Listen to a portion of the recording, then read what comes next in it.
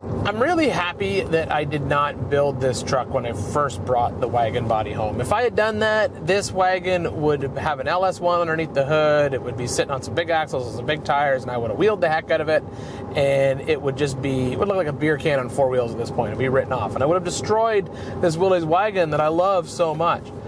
I think by having it around the shop for like 4 or 5 years, I've been able to really sort of mull over how I want to build this rig. In particular, the power plant. You know, you got to remember these wagons, these Willys wagons or the pickup trucks, even the little Jeeps, they came with small little 4-cylinder engines from the factory. And the good news is now there is a 4-cylinder crate engine available, and I can pick it up right up the street. It's going to be awesome.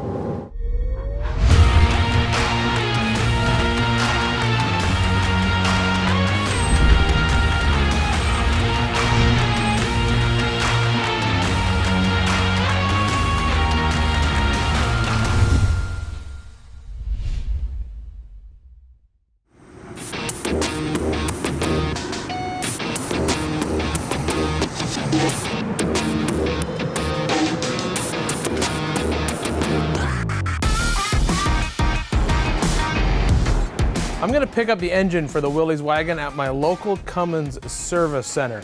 Now, normally when you think about Cummins engines, you think about large displacement, high mileage, high torque engines that power everything from RVs to 18-wheelers or even school buses. But I'm here to pick up an R2.8 4-cylinder crate engine package. This is the perfect power plant for my Willys wagon. Today I need to assemble the drivetrain in the wagon just to finish out all the sheet metal. Behind the R2.8, I'm using a Tremec TR4050 from Silver Sport Transmission, and I'm using a quick draw bell housing to get them bolted up together. I talked to a lot of people running this engine, and they suggest rubber engine mounts just to prevent vibration from getting into the chassis. Once they're bolted up to the block, I'll put the quick draw bell housing onto the back, and then the engine is lowered into the chassis. I'm going to locate it by setting the balancer on a jack stand at the front and then another jack stand at the back just to keep the engine in place. I'm going to offset the engine 1 inch towards the passenger side of the rig. That just helps with drive shaft clearance up front.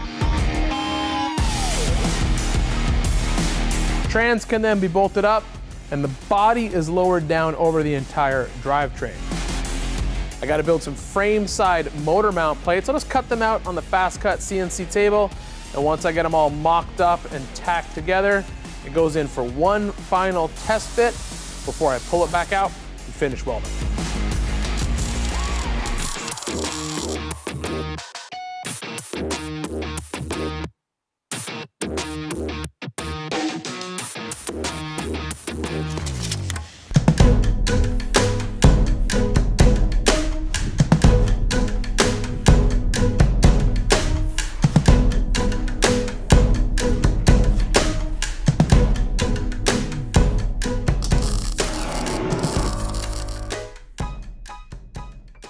With a transfer case in place, now I can go ahead and build the transmission mount. One thing that you do need to pay attention to, especially on these diesel engines, is my motor mounts are rubber, and so I'm just going to be using a rubber transmission mount as well. You don't want to use poly with these things, it just puts too much vibration into the frame, and I'm actually going to build the entire mount off of the existing heavy-duty JK crossmember that's underneath this rig already.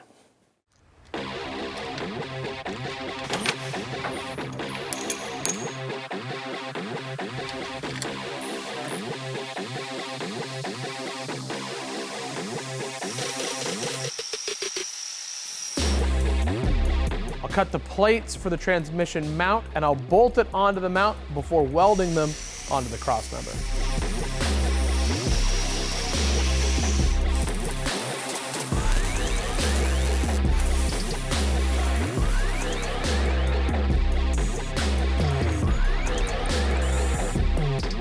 The motor's pretty much exactly where I want it to be, but the mounts are still just tacked onto the frame. Before I burn those mounts on for good, I need to check a couple of things. These are things you need to check whenever you put an engine in something that you haven't put it in before.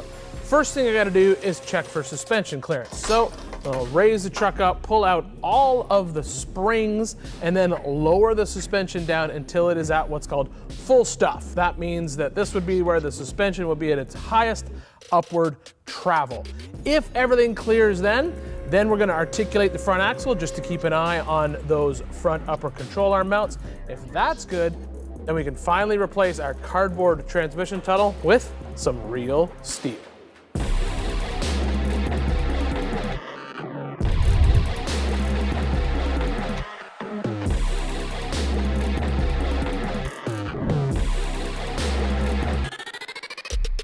No real trick here, just a whole bunch of work, taking each piece of cardboard off the mock-up, transferring the measurements to the 18 gauge sheet, cutting it out on the plasma table, welding it into place. I'll add a couple beads just to make the transmission tunnel match the rest of the floor.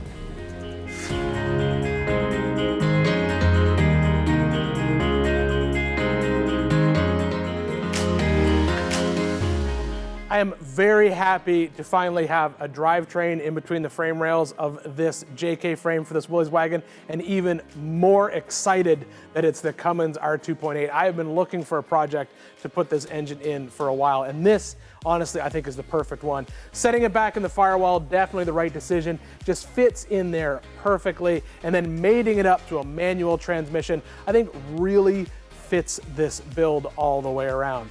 You know what? This is gonna be just an awesome rig. I can't wait to get it done. We are one step closer to getting this 53 Willys wagon back on the road. We'll see you next time here in the Big Tire Garage. Bam!